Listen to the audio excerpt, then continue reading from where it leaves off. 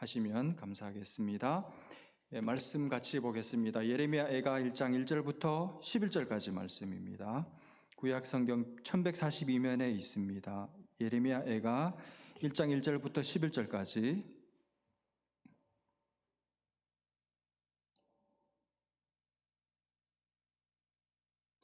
우리 1장 1절부터 4절까지만 읽겠습니다. 예레미야 애가 1장 1절부터 4절까지.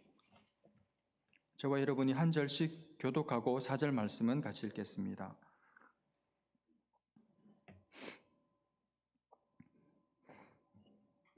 1절 말씀 제가 먼저 읽습니다. 슬프다 이 성이여, 전에는 사람들이 많더니 이제는 어찌 그리 적막하게 앉았는고. 전에는 열국 중에 크던 자가 이제는 과부같이 되었고, 전에는 열방 중에 공주였던 자가 이제는 강제 노동을 하는 자가 되었도다. 밤에는 슬피 우니 눈물이 뺨에 흐름이여, 사랑하던 자들 중에 그에게 위로하는 자가 없고 친구들도 다 배반하여 원수들이 되었도다.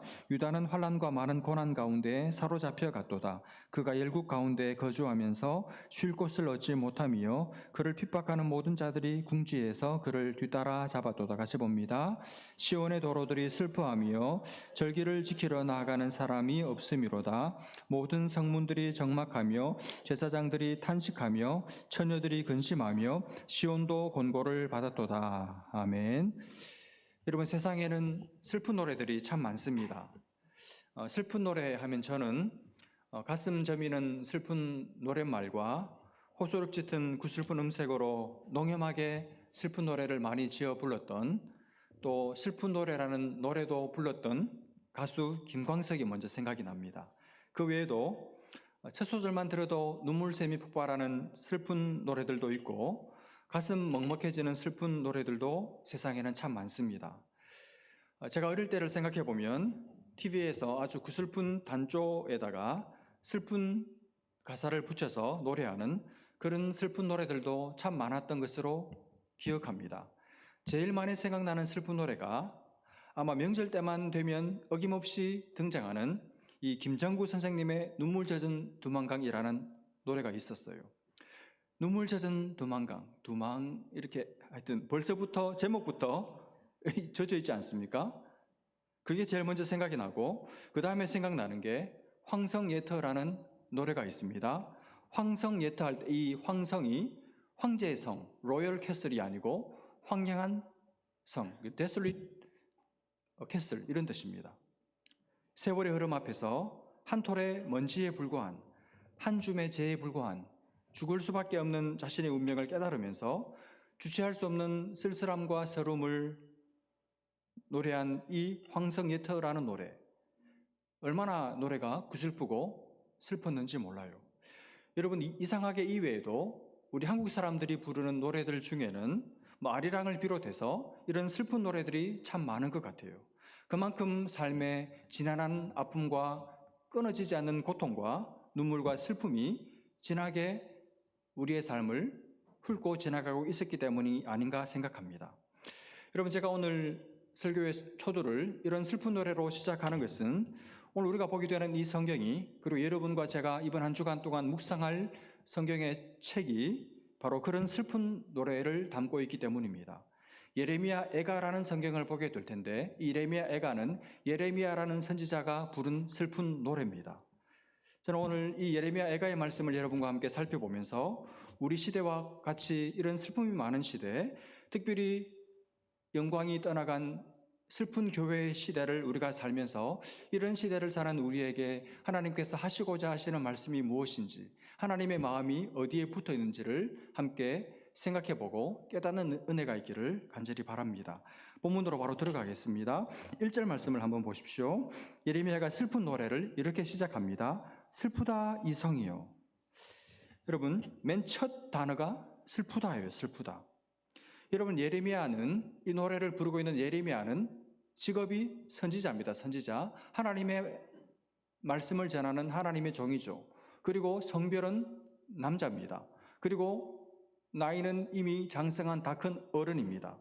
그런 사람이 노래를 시작하면서 맨 먼저 터뜨리는 말이 슬프다예요. 저는 이 슬프다 하는 말로 시작하는 이 예레미야의 이 구성이 굉장히 의미 있는 말이라고 생각합니다. 2절에도 보시면 밤에는 어떻습니까? 슬피 우니 눈물이 뺨에 흐름이요. 이렇게 말해요. 여러분, 남자들은, 특별히 한국 남자들은 어릴 때부터 어른들로부터 어떤 소리를 듣고 자라느냐 하면 남자는 울면 안 돼. 남자는 평생 3번밖에 못 울어.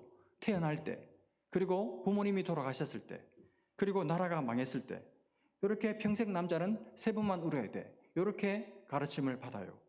그래서 그런지는 몰라도 이 한국 남자들이 잘 울 줄을 모릅니다. 그리고 우는 것을 굉장히 어색해 합니다. 여러분, 울 줄 모른다는 것은 다르게 말하면 자기 감정에 솔직하지 못하다는 말이죠. 자기 감정 표현을 잘 못한다는 뜻입니다.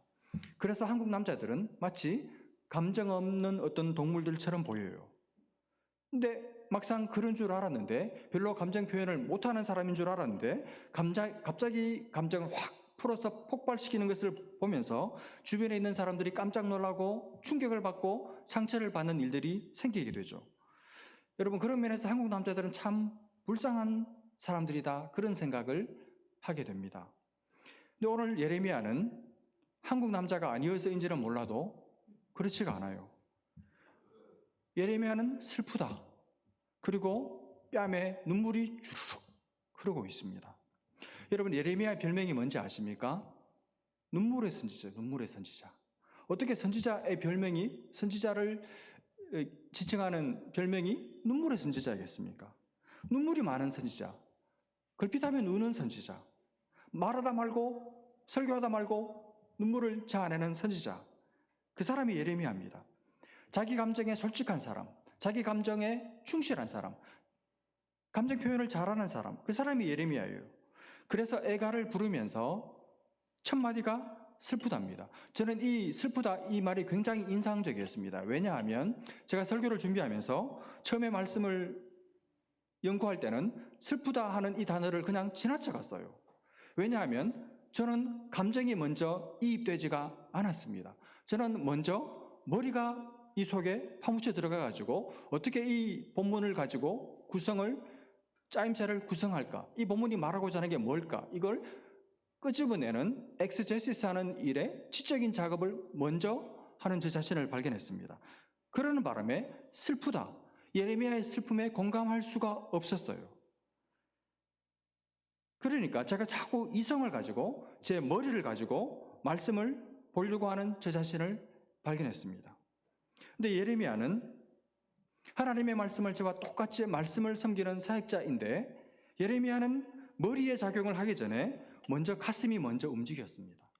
자기 가슴을 먼저 열어서 가슴에서 피어오르고 있는 눈물을 쏟고 있습니다.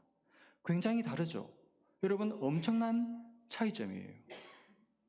남자 성도님들, 예레미야와 우리의 차이점을 아프게 공감하시겠습니까? 여러분 스스로를 한번 분석해 보시기를 바랍니다.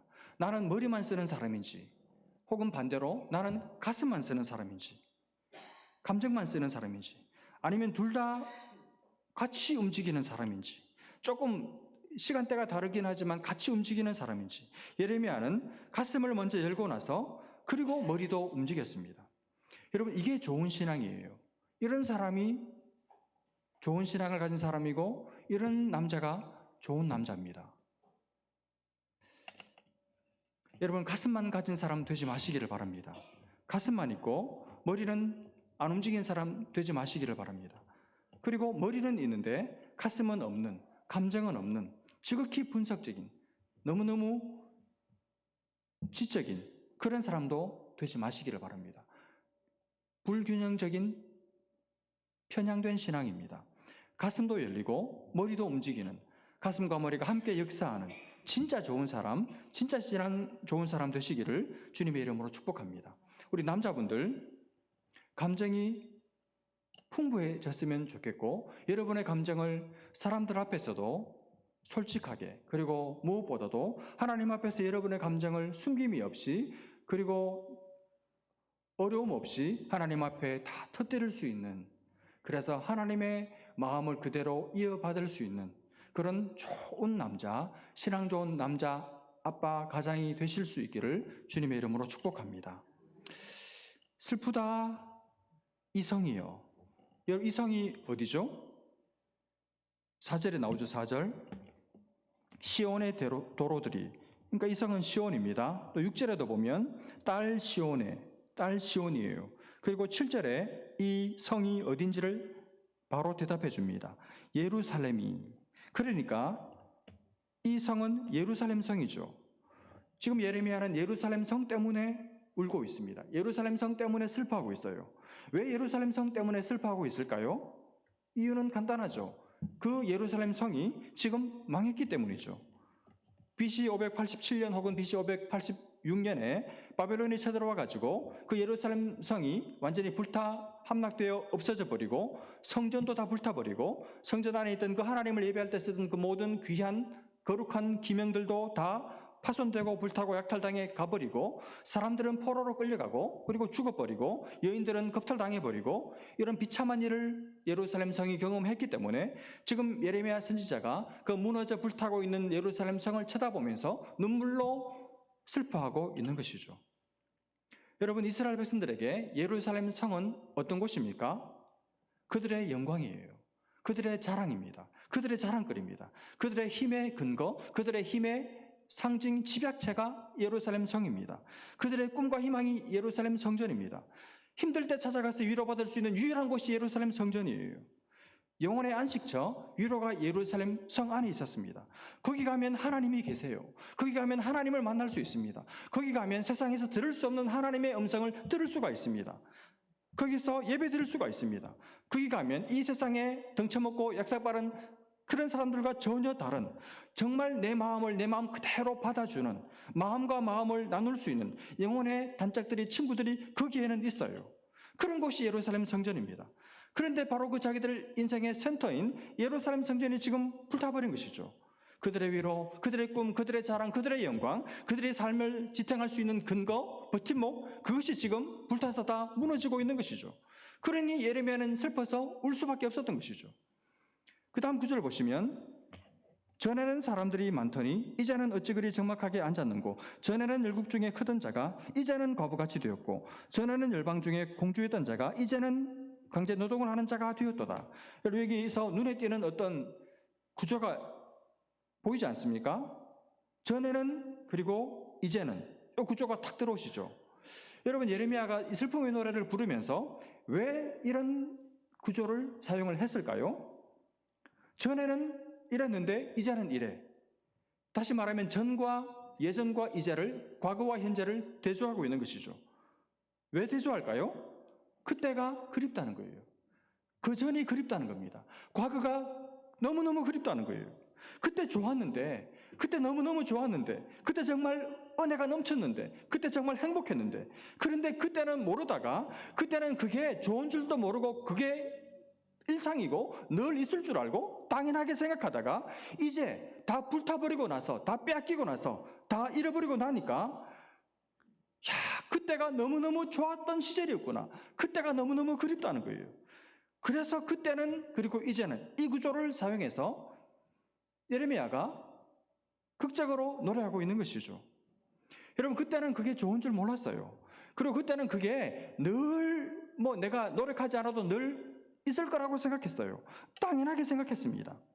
어떨 때는 내가 몸이 좀 힘들고 피곤하고 바쁠 때는 예배 드리는 거 귀찮게 생각했어요.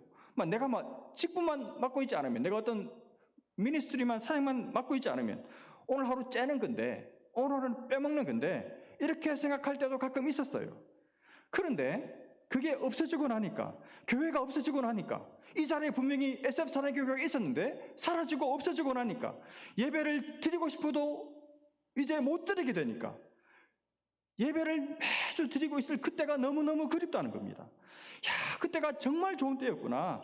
그때 정말 은혜로웠구나. 그때가 내 인생에서 가장 행복한 시간들이었구나 하는 것을 빼앗기고 나서야, 없어지고 나서야 이제야 깨닫게 된 거예요. 여러분, 지금이 중요합니다. 지금이. 일상이 소중한 거예요. 오늘 이 시간 그리고 여기가 소중한 겁니다. 여러분, 내가 여기 지금 있는 게 은혜예요. 여러분이 지금 살아서 여기 왔는데 교회가 없어지면 어떻게 할 뻔했어요? 와서 이곳에 앉아서 예배드리고 있다는 것이 은혜고 그게 행복인 줄 믿으시기를 바랍니다. 다른 게 행복이 아니고 행복은 나중에 언젠가 오는 게 아니고 다른 데 있는 게 아니에요. 여러분, 지금 우리는 은혜를 누리고 있고 지금 우리는 행복을 누리고 있습니다. 찾아올 교회가 있고 오늘 예배가 준비되어 있고 옆에 앉아서 같이 예배드리고 있는 교우들이 있고 이게 은혜고 이게 행복이에요. 일상이 행복이고 지금이 은혜고 평범한 게 좋은 거고 그게 소중한 겁니다. 여러분, 늘 만나는 때로는 지겨운 이 사람들이 내한테 해주는 게 뭐가 있나 이렇게 생각하는 이 사람들이 우리 인생에 지금 하나님께서 내게 행복을 가져다 주기 위해서 붙여주신 선물인 줄 믿으시기를 바랍니다. 여러분, 지난주 중에 제가 함께 사역했던 어떤 여집사님에게서 연락을 받았어요. 이번에 이분 여동생이 하나 있는데 샌프란시스코 오페라 100주년 기념으로 나비 부인이라는 오페라를 공연을 한대요. 근데 그 집사님의 여동생이 주인공을 맡게 되었대요. 그래서 이 주인공이니까 짱짱하지 않겠습니까? 주인공인데. 그래서 표가 2장이 있다고. 근데 목사님의 생각이 났다고. 그러면 제게 연락이 온 거예요. 그래서 목사님께 제 동생 편으로 그 귀한 표를 목사님과 사모님께 드리고 싶다고. 그렇게 연락이 왔어요. 얼마나 감사합니까? 10년 다 돼가는데 아직도 나를 기억해주고 그 귀한 표를 물론 못 가지만 준다고 하니 너무 감사하죠. 그러면서 이 집사님 글에 그 말미에 어떻게 쓰셨는가 하면 목사님께서 이슬비 계실 때 매주마다 정말 은혜가 많았다고, 항상 감사하게 생각하고 있다고 그렇게 적으셨어요. 여러분, 제가 그 모임을 너무너무 좋아하고 사랑했거든요.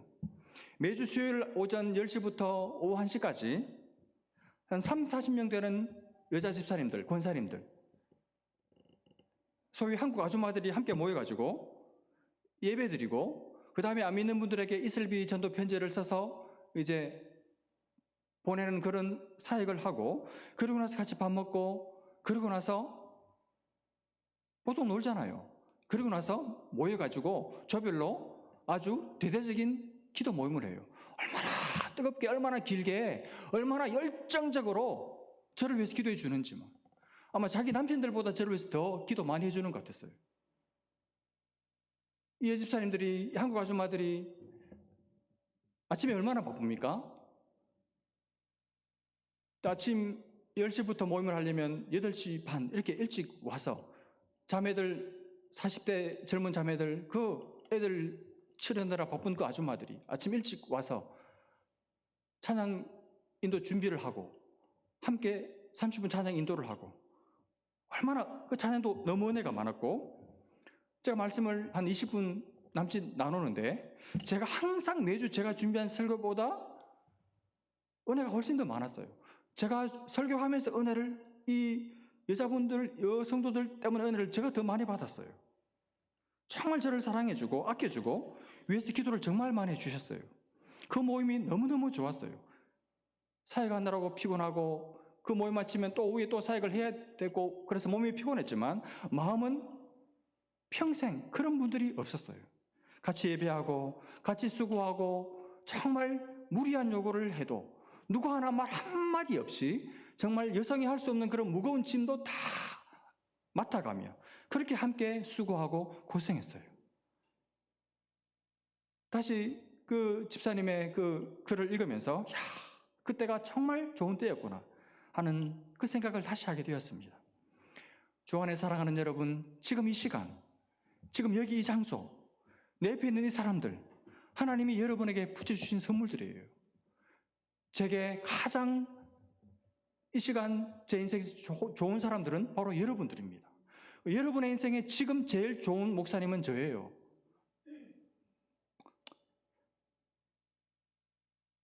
지금 이 시간, 이 장소, 이 사람들을 소중히 생각하고 사랑하고 여러분 이 속에서 행복과 은혜를 누리며 사시기를 바랍니다. 다 잃고 나서, 시간 지나고 나서, 없어지고 나서 후회하지 말고 지금 여기서 이 사람들을 누리며 사시기를 바랍니다. 여러분, 전에는 어땠습니까? 전에는 1절 중간에 보시면 사람들이 많더니 그랬죠. 사람들이 많았어요. 전에는 어떤 사람들이 많았을까요? 4절에 나옵니다. 시온의 도로들이 슬퍼하며, 그다음 뭐죠? 절기를 지키려 나아가는 사람이 없음이로다. 그러니까 절기를 지키려 나아가는 사람들이죠. 한마디로 말하면 예배하는 사람들. 하나님을 예배하는 사람들이죠. 전에는 예배하는 사람들이 많았어요.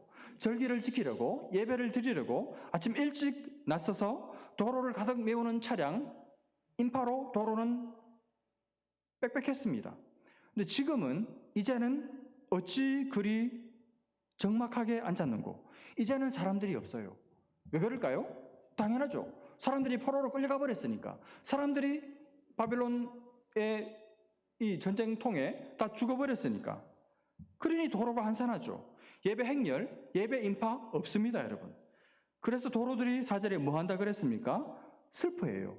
도로는 사람들이, 차량들이 가득 통행을 해야 이 도로들에게는 기쁨인데, 도로를 아무도 안 찾아주고 도로를 지나가는 차들이 없으니까 도로들이 슬픈 거예요. 여러분, 도로가 무슨 인격입니까? 슬프게? 도로가 슬픈 게 아니라 그 도로를 쳐다보고 있는 예레미야의 가슴이 지금 눈물 어려 슬픈 것이죠. 또 전에는 어땠습니까? 1절에 열국 중에 크던 자였습니다. 여러분, 이스라엘이 뭐가 커요?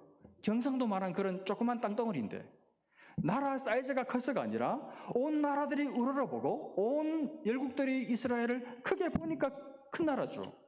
여러분, 왜 작지만 무시할 수 없는 큰 나라들이 있잖아요. 이스라엘이 그런 나라였습니다. 여러분, 왜 이스라엘이 큰 나라로 보였을까요? 크신 하나님이 그들과 함께 하셨기 때문이죠. 크신 하나님이 그들을 붙들고 그들을 지키고 계셨기 때문이죠. 그랬던 그 이스라엘이 이제는 어떻게 됐습니까? 그 하나님이 이스라엘을 버리셨어요. 그 하나님이 이스라엘을 매를 들고 때리셨습니다. 그 하나님이 이스라엘을 바벨론이라는 몽둥이를 들고 징계하시고 심판하셔서 하나님이 이스라엘을 버리셨어요. 그래서 이제는 그 크던 이스라엘이 이제는 과부같이 되었습니다. 가장 불쌍한 처지가 되었습니다.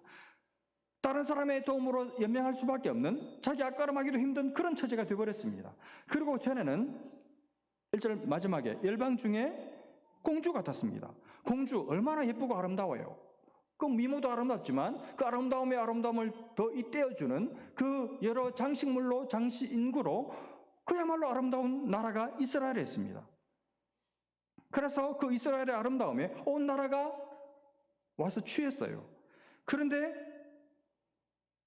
하나님의 말씀이 있고 예배가 있고 찬양이 있고, 여러분, 기도가 있는 이스라엘 너무너무 영광스럽고 아름다웠죠.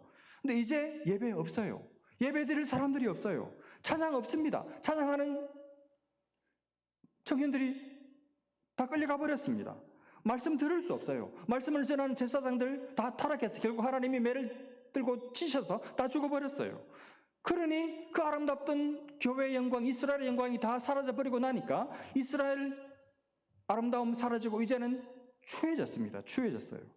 그래서 이제는 강제 노동을 하는, 다른 나라들의 조공을 바차에 겨우 먹고 살 수 있는 그런 비천한 처지에 떨어지고 말았습니다. 여러분, 그래서 그 성이 어떻게 됐습니까?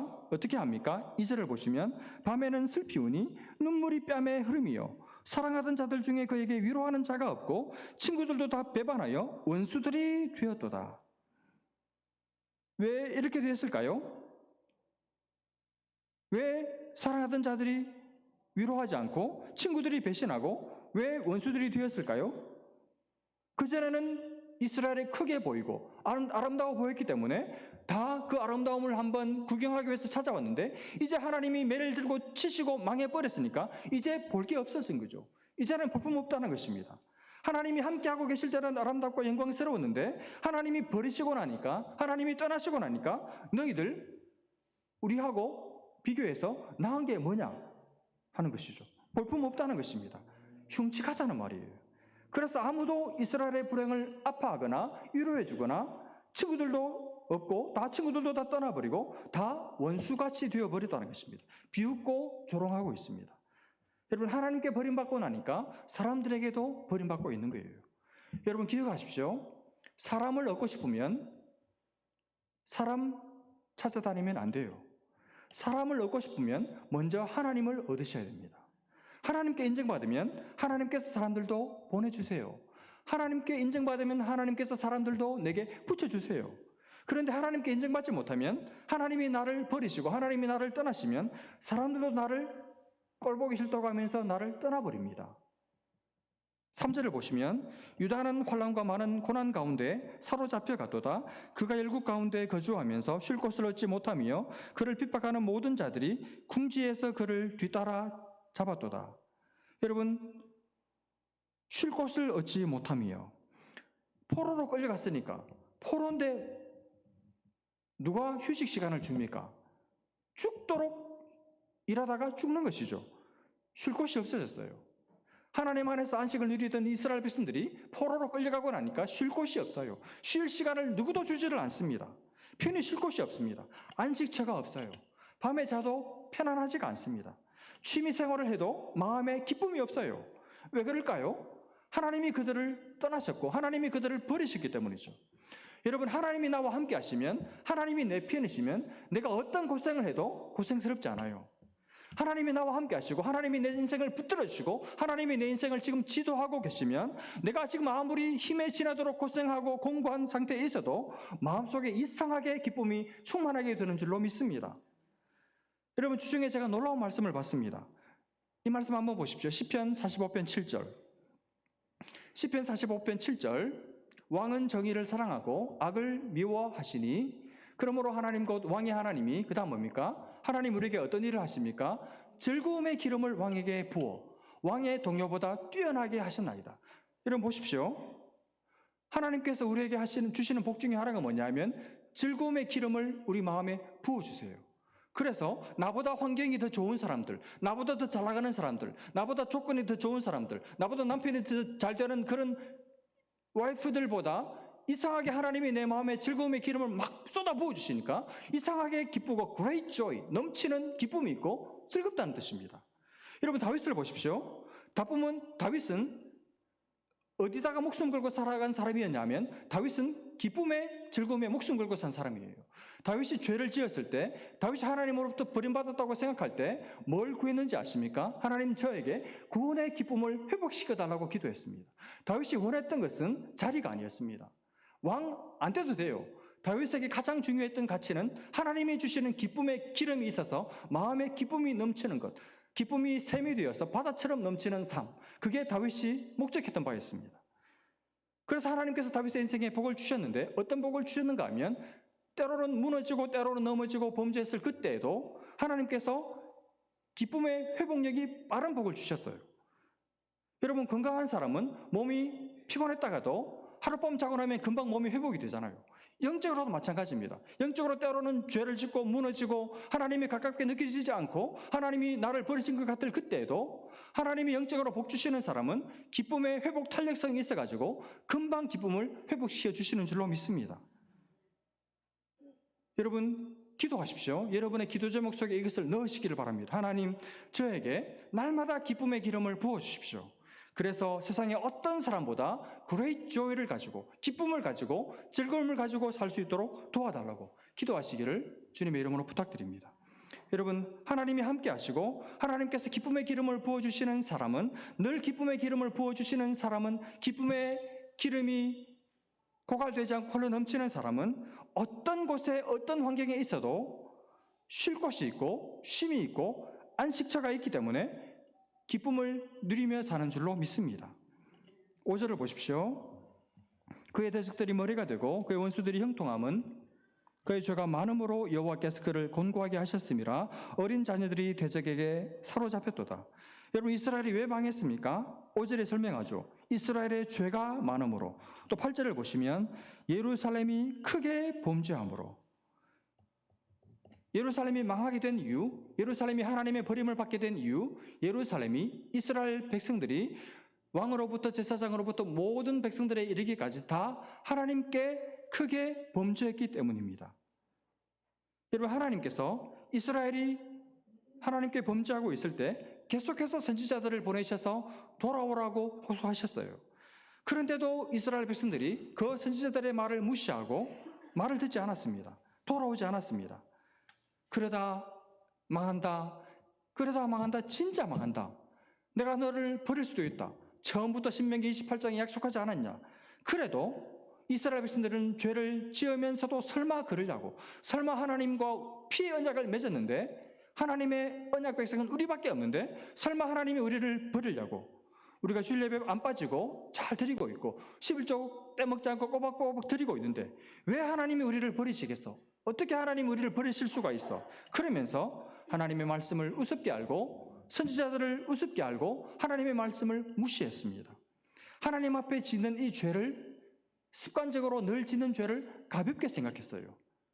결국 하나님의 말씀을 무시한 당신의 백성들을 하나님은 언약 백성임에도 불구하고 말씀하신 대로 정말 버리셨습니다. 여러분, 무서운 사실이죠. 주 안에 사랑하는 여러분, 하나님의 백성들이 하나님의 말씀을 무시하고 하나님의 말씀을 우습게 알고 농담으로 알고 계속해서 하나님께 돌아오지 않으면, 말씀대로 살지 않고 예배는 드리지만 세상과 짝하게 살면 하나님의 사랑받는 백성이라도 매를 대십니다. 때리세요. 버리기도 하세요. 물론 영원히 버리진 않지만 잠시 혹 오랜 세월 버리기도 하십니다. 보십시오. 지금 이스라엘 백성들 하나님으로부터 버림받아 망했잖아요. 이스라엘이 망한 것, 그들이 하나님의 말씀을 무시하고 하나님을 무시했기 때문입니다. 여러분, 오늘날도 마찬가지입니다. 오늘 교회 밖에 있는 사람들이나 심지어 교회 안에 있는 교인들 중에도 죄 짓는 것을 너무 쉽게 생각해요. 죄를 가볍게 생각합니다. 죄 짓는 것을 우습게 알아요. 죄는 단지 하나의 결핍이고 하나의 실수이고 어떤 심리학적인 기제라고 사람들이 생각하고 싶어 합니다. 그렇게 믿고 싶은 것이죠. 그래서 죄 짓는 것을 별것 아닌 것으로 그냥 쉽게 치부해 버립니다. 아닙니다, 여러분. 하나님은 죄를 심각하게 생각하십니다. 하나님은 죄를 아주 무겁게 중하게 다루세요. 하나님은 죄를 차마 눈뜨고 보실 수도 없는 분이십니다. 죄는 절대로 하나님과 양립할 수 없습니다. 죄는 절대로 하나님과 한 테이블에 앉아서 같이 교제할 수 없습니다. 하나님은 죄를 역겨워하시고 밀어내시고 무서울 정도로 그 죄를 토해내시는 분이 우리가 믿고 섬기는 하나님이십니다. 그러므로 우리가 섬기는 하나님이 죄를 그렇게 보시기 때문에 우리도 죄를 무겁게 생각해야 됩니다. 죄 짓는 것을 심각하게 생각하셔야 됩니다. 죄는 어떤 결핍이나 인격적인 어떤 미성숙이나 불완전이나 실수가 아니라 죄는 하나님을 향한 의도적인 반역입니다. 의도적인 반역. 고의적인 쿠데타예요. 하나님의 존재를 싫어하고 하나님의 존재를 거부하고 하나님의 존재를 부인하는 생각과 말과 행동의 총체가 죄입니다. 그래서 죄는 그 본질상 하나님의 심장에다가 하나님의 목에다가 비수를 들이대는 것과 똑같습니다. 의도적인, 알면서 하나님을 불순종하고 반역하는 것이, 그래서 하나님을 뒤엎어버리고 내가 하나님의 자리에 올라서고자 하는 것이 죄의 본질이고 핵심입니다. 그런 죄를 지은 인생을 하나님은 참을 수가 없어요. 버리십니다. 자기 백성이라도 죄를 안고 있으면 가까이 할 수 없습니다. 여러분, 한 오라기에, 한 터럭의 죄된 생각과 말과 행실이라도 붙잡지 마십시오. 죄는 어떤 모양이라도 버리시기를 바랍니다. 죄를 멀리하는 것이 하나님을 가까이 하는 가장 쉬운 길이에요. 여러분, 하나님께 버림받은 하나님의 매를 맡고 있는 이스라엘의 유일한 소망이 뭘까요? 11절 말씀을 보십시오. 그 모든 백성이 생명을 이으려고 보물로 먹을 것들을 바꾸었던, 이게 무슨 말인지 아시겠습니까? 이스라엘 백성들이 바벨론의 포로로 끌려가고 나니까 먹을 게 없는 거예요. 그래서 조그만, 정말 빵 한 조각의 그 값싼 음식을 먹고 싶어서 어떻게 하느냐 하면 자기들이 아끼고 아끼는 보물을, 그 값어치도 없는 그 빵 한 조각 얻기 위해서 보물을 바꾼다는 말입니다. 그만큼 고통스럽게 사는 거예요. 지금도 탄식하며 양식을 구하나이다. 나는 빛에 나오니 여호와여 나를 돌보시옵소서. 나는 빛에 나오니 여호와여 나를 돌보시옵소서. 매를 맞고 있는, 하나님의 버림을 받고 있는 이스라엘 백성들에게 유일한 소망은, 하나님, 저는 지금 너무너무 비천합니다. 저는 가난하고 저는 궁핍합니다. 하나님, 저를 불쌍히 여겨주시고 이런 저의 형편과 처지를 돌보아 주십시오. 이렇게 하나님 앞에 기도하는 것이죠. 내가 지금 빛의 난 자라는 사실을 하나님 앞에 정직하게 인정하는 거예요. 하나님, 저는 빛의 난 자입니다. 그러나 주님에게는 죄인들을 불쌍히 여기시는 당신의 특징적인 성품이 있지 않습니까? 당신의 인자와 긍휼의 눈으로 저를 바라봐 주십시오. 저를 불쌍히 여겨 주십시오. 저를 부모가 아끼고 사랑하는 자녀를 돌보듯이 그렇게 저를 돌보아 주십시오. 여러분, 하나님의 긍휼과 자비를 오늘 우리 시대 교회와 여러분과 저는 구해야 합니다. 그때 하나님은 다시 우리에게 눈길을 돌리시고 마음을 돌리셔서 우리를 한없는 사랑으로 받아주시고 우리의 삶을 다시 하나님과의 풍성한 교제 자리로 인도해 주실 줄로 믿습니다. 여러분, 우리의 소망은 죄 안 지으려고 하는 우리의 애씀에 있지 않아요. 우리의 소망은 하나님의 무한한, 하나님의 변함없는, 하나님의 끝없는 자비와 긍휼에만 있습니다. 여러분, 한 장 넘겨서 예레미야가 3장 22절, 23절 잘 아시는 말씀인데 외우시는 분들도 계실 텐데 이 말씀을 읽고 말씀을 마치겠습니다. 예레미야가 3장 22절, 23절 같이 읽을까요? 3장 22절, 23절 같이 읽습니다. 시작. 여호와의 인자와 긍휼이 무궁하심으로 우리가 진멸되지 아니함이니이다. 이것들이 아침마다 새로우니 주의 성실하심이 크시도소이다. 여러분, 영원한 하나님의 인자와 긍휼이 아침마다 매일같이 우리를 기다리고 있습니다. 우리가 아침에 눈뜨기 전부터 하나님은 인자와 긍휼을 준비하셔서 매일같이 우리가 지난날 하나님 앞에 범죄했을지라도, 하나님께 비수를 들이대었을지라도, 넘어지고 무너졌을지라도 하나님은 마치 모르는 것처럼 다음날 아침 인자와 긍휼로 우리를 기다리시면서 우리가 깨기를 바라보고 계세요. 여러분이 범죄했을 때, 여러분이 무너졌을 때, 하나님이 나를 버렸다고 느껴질 때, 하나님이 멀리 느껴질 때, 여러분 이 말씀을 기억하십시오. 아침마다, 매일 아침마다 새롭게 당신의 인자와 긍휼로 우리를 찾아오고 기다리고 계시는 그분을 바라보고 그분이 주실 은혜를 기다리고 기대하고 그 은혜 때문에 때로 우리의 애씀이 우리를 실망시킬지라도 하나님의 인자와 긍휼은 절대로 우리를 실망시키지 않아서 우리를 아름답게 다시 크게 영광스럽게 만들 줄 믿고 그 믿음 안에서 그 은혜 안에서 이 한 주간도 승리하는 모든 성도들 되실 수 있기를 주님의 이름으로 축복합니다. 기도하겠습니다. 하나님 아버지, 우리의 애씀과 또 우리의 노력을 우리 스스로가 비웃을 때가 있습니다. 우리의 결단으로도 되지 않지만 여호와의 자비와 긍휼이 무궁하심으로 진멸되어 마땅한 우리를 진멸되지 않게 하시는 하나님의 영원하신 사랑을 이 시간도 바라보고 또 바라봅니다. 하나님, 아침마다 매일같이 새로운 인자와 새로운 긍휼로 우리를 기다리시는 주님께 하나님, 우리의 소망을 두고 이 한 주간도 그 주님을 바라보고 주님께 마음이 뜨거워지게 하시고 뜨거운 사랑으로 주님을 섬기는 복스러운 교우들 다 되게 하여 주셔서 이 한 주간 전에는 그러나 이제는 이 노래를 부르지 않고 지금 이 시간 이곳에서 이 사람들과 함께 주님을 사랑하고 천국을 경험하는 귀한 성도들, 복된 성도들 다 되게 하여 주옵소서. 믿고 감사하며 예수님의 이름으로 기도합니다. 아멘.